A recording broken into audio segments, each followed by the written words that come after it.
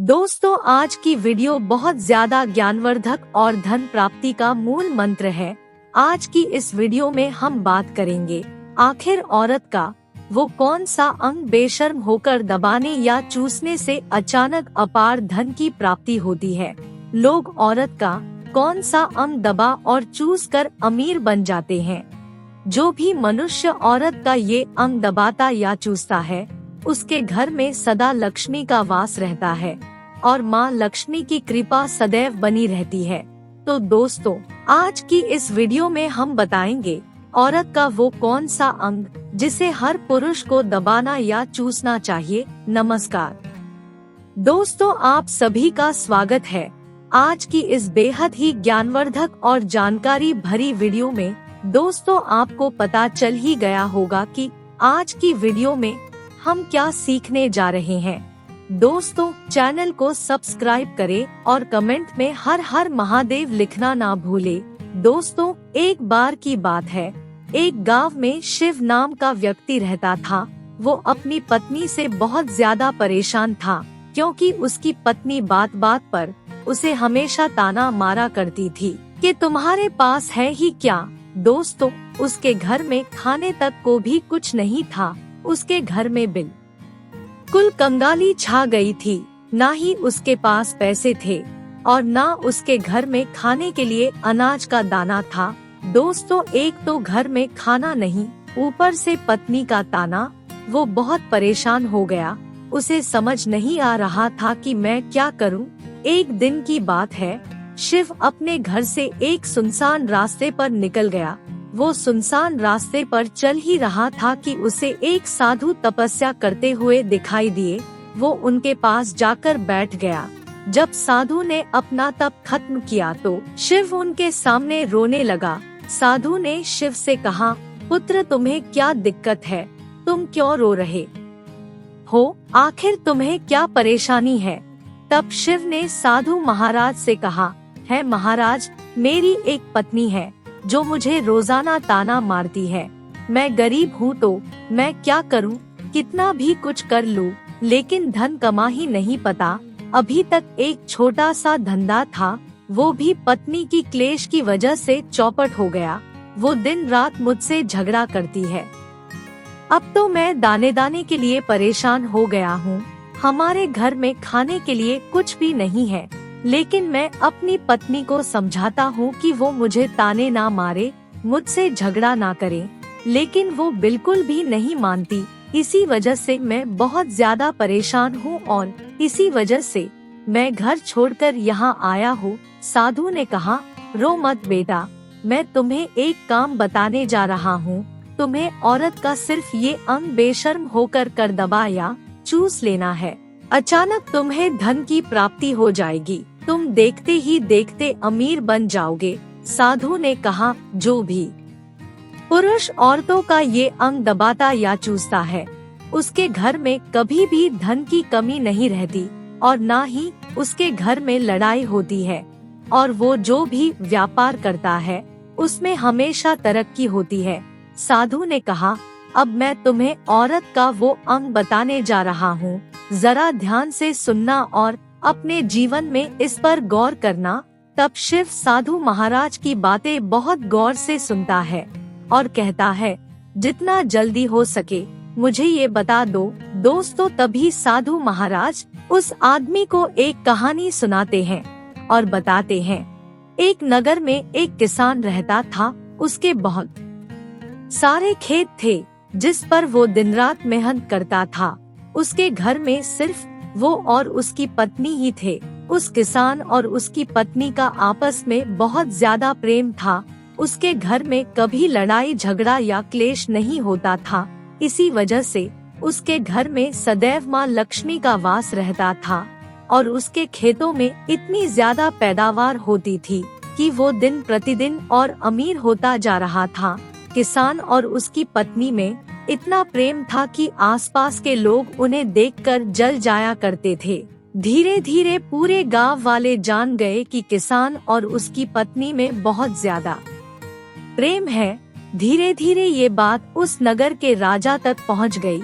दोस्तों, किसान और उसकी पत्नी की बात जब राजा तक पहुंचती है तो राजा भी उसके प्रेम की काफी ज्यादा तारीफ करते हैं। वो सभी को कहते हैं कि हमारे नगर में एक किसान और उसकी पत्नी रहते हैं। उनका कभी भी लड़ाई झगड़ा नहीं होता। उन दोनों में आपस में इतना प्रेम है कि मैंने अपनी जिंदगी में कभी भी ऐसा नहीं देखा। एक बार की बात है, राजा अपने पूरे नगर में ढिंढोरा पिटवाते हैं कि इस नगर में जितने भी लोग हैं वो सभी अपने घर में घी का दिया जलाए। राजा की पत्नी पूछती है, आप ऐसा क्यों कर रहे हैं? सबके घर में घी का दिया क्यों जलवा रहे हैं? राजा ने अपनी पत्नी की बात सुनकर कहा, दीपक प्रेम की निशानी होता है। जिसके घर में घी का दीपक जलता है उसके घर में सदैव प्रेम बना रहता है। और मैं चाहता हूँ जो प्रेम किसान और उसकी पत्नी के बीच में है ऐसा ही हमारे पूरे नगर में रहे। इसलिए मैं हर घर में घी के दिए जलवाना चाहता हूँ। दोस्तों, राजा के सैनिक जाते हैं और हर जगह नगर में मुनादी करवा देते हैं कि सभी के घर में रात भर घी का दीपक जलना चाहिए। दोस्तों, राजा की बात मानकर सभी नगर वासी अपने घर में दीपक जला देते हैं। लेकिन जैसे ही आधी रात होती है सभी के घर के दीपक बुझ जाते हैं, लेकिन किसान के घर का दीपक वैसे ही जलता रहता है। दोस्तों, दीपक हमेशा किसान की पत्नी जलाती थी, लेकिन उसकी बात नहीं मानती थी। वो हमेशा अपनी मनमानी करती थी। उसका जो भी मन करता था वो वही काम करती थी। लेकिन किसान को इस बात से कोई भी दिक्कत नहीं होती थी, क्योंकि किसान बहुत समझदार था। किसान सोचता था, यदि मैं अपनी पत्नी को रोक टोक करूँगा तो घर में बेवजह ही लड़ाई झगड़ा होगा। ऐसे ही किसान कई बातें अपनी पत्नी की अनदेखी कर देता था। किसान इस वजह से अनदेखा करता था ताकि उसके घर में प्रेम बना रहे।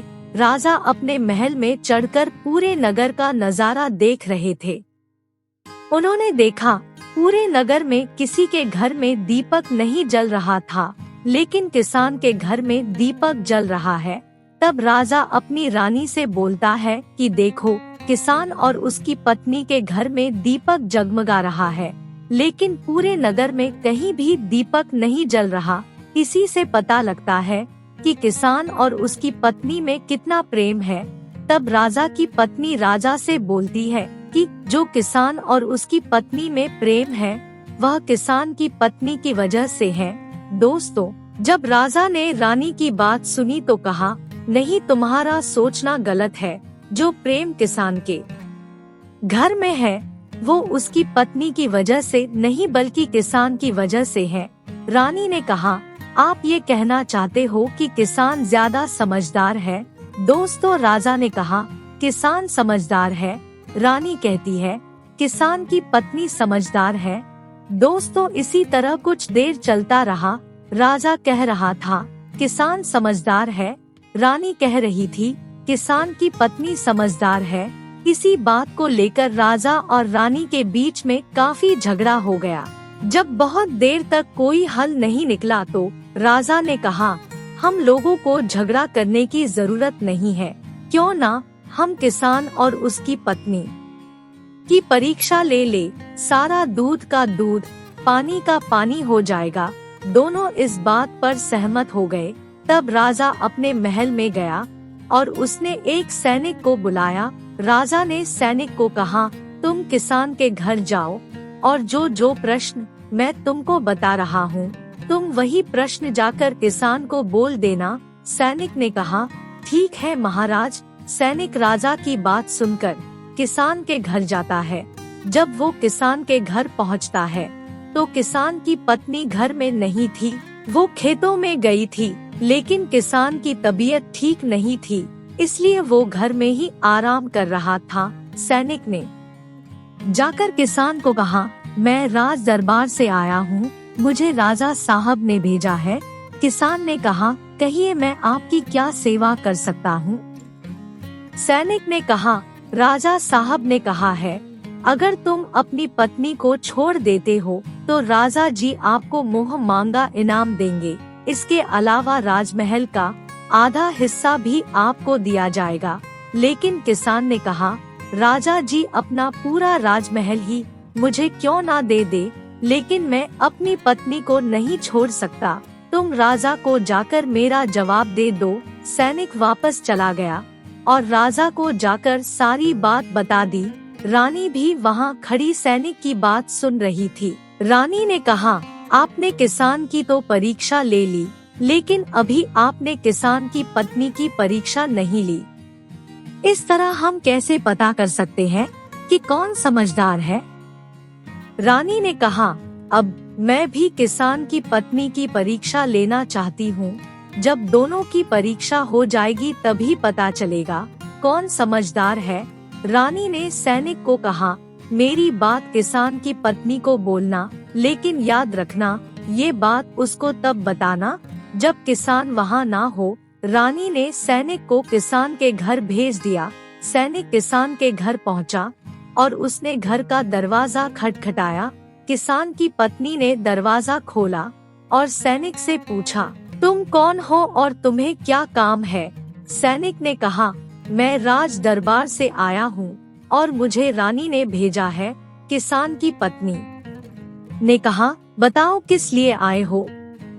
तब सैनिक ने कहा, रानी ने कहा है अगर तुम अपने पति को मार देती हो तो रानी आपको बहुत सारे हीरे जवाहरात देगी और साथ में राजमहल का आधा हिस्सा भी आपको मिलेगा। ये बात सुनकर किसान की पत्नी तैयार हो जाती है। उसने कहा, ठीक है, यदि मुझे इतना सब कुछ रानी देगी तो मुझे उनकी बात मंजूर है। मैं अपने पति को मार दूंगी। तब सैनिक ने कहा, रानी को कैसे पता चलेगा कि आपने अपने पति को मार दिया है? तब किसान की पत्नी कहती है, मेरे घर में जो दीपक जल रहा है, जब मैं अपने पति को मार दूंगी तो उसे दीपक को बुझा दूंगी, तब आपको पता चल जाएगा मैंने अपने पति को मार दिया है। सैनिक किसान की पत्नी की बात सुनकर वापस राजमहल जाता है और जाकर रानी को सारी बात बताता है। किसान की पत्नी की बात सुनकर रानी बहुत अचंभित हो जाती है। राजा और रानी को स्त्री जात से नफरत होने लगती है। उसी समय राजा अपने नगर के सभी लोगों को बुलाता है और कहता है, मेरे और मेरी पत्नी की वजह से मैं चाहता हूँ किसान की जान ना जाए। तुम लोग ऐसा करो, किसान के घर जाओ और सारी बातें बता दो और किसान को बचा लो, वरना किसान की पत्नी उसे मार देगी। इधर सैनिक किसान के घर जाते हैं और सोचते हैं कि किसान की पत्नी किसान को रात में मारेगी और दिया बुझाएगी। उससे पहले हम किसान के घर पहुंच जाते हैं और किसान को बचा लेते हैं। दोस्तों, जैसे ही वो लोग किसान के घर पहुंचते हैं तो देखते हैं किसान तो मरा पड़ा है। तब सैनिक किसान की पत्नी से बोलते हैं कि तुमको तो किसान को रात को मारने के लिए बोला था, लेकिन आपने अभी किसान को क्यों मार दिया? किसान की पत्नी ने कहा, किसान को तो मैंने मारना ही था, रात को तो मुझे सिर्फ दिया ही बुझाना था, इसलिए मैंने किसान को दिन में ही मार दिया है। सभी लोग तभी किसान के घर से दौड़े दौड़े राजा के पास जाते हैं और राजा रानी को जाकर सारी बातें बताते हैं। राजा और रानी क्रोध से आग बबूला हो जाते हैं। इसके बाद राजा अपने सैनिकों को हुक्म देते हैं कि किसान की पत्नी को बंदी बनाकर ले आओ। सैनिक जाते हैं और किसान की पत्नी को बंदी बनाकर ले आते हैं। राजा किसान की पत्नी से पूछता है, तुमने ऐसा क्यों किया? तुम लालची औरत हो, तुम्हें पैसों से प्यार है।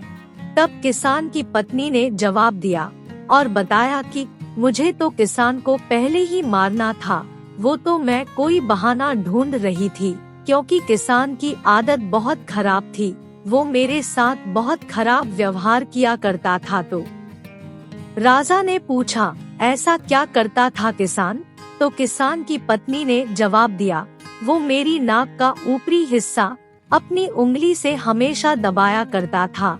इसके अलावा किसान एक काम और मेरे साथ करता था, वो मेरे कान का पिछला हिस्सा अक्सर अपनी जीभ से स्पर्श किया करता था। राजा ने पूछा, जब आप गरीब थे तब आपके साथ किसान ये काम करता था किसान की पत्नी ने कहा, नहीं महाराज, तब ऐसा नहीं करता था। तब राजा ने कहा, मैं समझ गया किसान ऐसा क्यों करता था।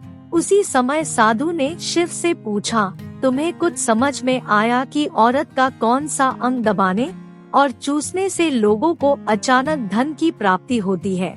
तब शिव ने कहा, साधु जी, मुझे अभी समझ में नहीं आया। साधु ने कहा, अगर अभी समझ में नहीं आया तो मैं आपको फिर से बताता हूँ। किसान अपनी पत्नी के साथ पहला काम करता था, वो अपनी पत्नी के नाक के ऊपरी हिस्से को अपनी उंगली से दबाता था। जिस भी मनुष्य के घर में पैसे की कमी है, उसे अपनी उंगली से अपनी पत्नी के नाक के ऊपरी हिस्से को जरूर दबाना चाहिए। दोस्तों, औरत के नाक के ऊपरी हिस्से को बहुत शुभ माना जाता है। इसी वजह से जो ये काम करता है वो धनवान पुरुष बन जाता है।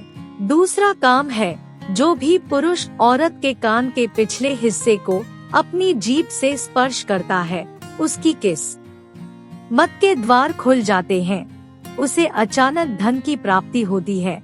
ऐसा इसलिए होता है क्योंकि औरत के कान के पिछले हिस्से में माता लक्ष्मी का वास होता है। जब आप ऐसा करते हैं तो लक्ष्मी माता आपसे प्रसन्न हो जाती है और आपको अपार धन की प्राप्ति होती है। और आपने एक बात तो जरूर सुनी होगी, औरतें माता लक्ष्मी का रूप मानी जाती है। इसी वजह से संसार में जो भी मनुष्य ये दो पवित्र काम करता है, उसका घर धन से भर जाता है। जो कि इस कहानी में किसान भी अपनी पत्नी के साथ करता था। लेकिन आप जब भी ऐसा करें, आपको अपनी पत्नी को पूरी बात बता देनी चाहिए, अन्यथा आपके जीवन में इस तरह का अनर्थ भी हो सकता है। दोस्तों, आज का वीडियो आपको कैसा लगा कमेंट करके जरूर बताएं और शेयर भी करें। आपके प्यार और स्नेह के लिए बहुत बहुत धन्यवाद।